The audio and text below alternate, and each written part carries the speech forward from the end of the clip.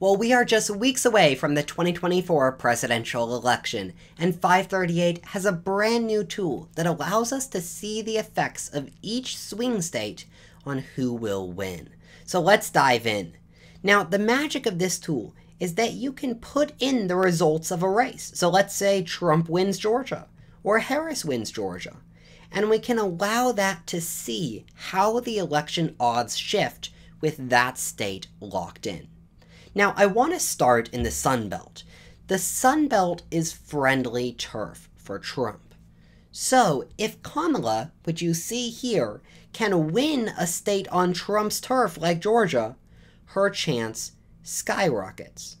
Now, if Trump wins a state like Georgia, his chance, if we lock it in, still improves. At the same time, it's not as wide a margin of Harris because that's friendly turf for Trump.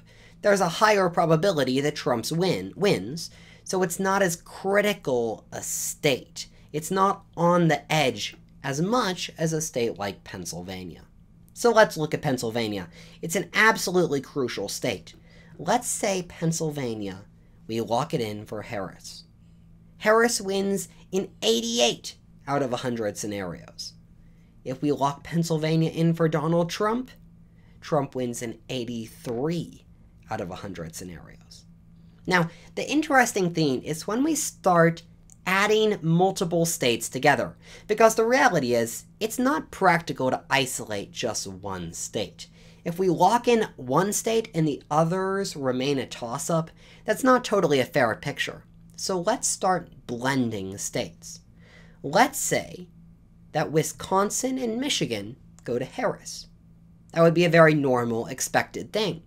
But then let's say that North Carolina and Georgia go to Trump. This right here, we are locking in states that seemingly have a pretty higher probability to go to these candidates. We've seen in the polls that the blue wall trends towards Harris. We've seen that Georgia and North Carolina trend toward Trump.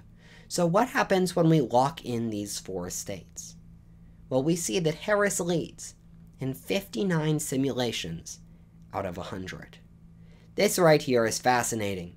What if we add in Arizona for Trump? In that scenario, Trump wins in 51 out of 100 times. Now, here's what's really interesting. What if we throw Nevada into Harris? So we've locked in now every single swing state with the exception of Pennsylvania. In this scenario, Harris wins 59 out of 100 times.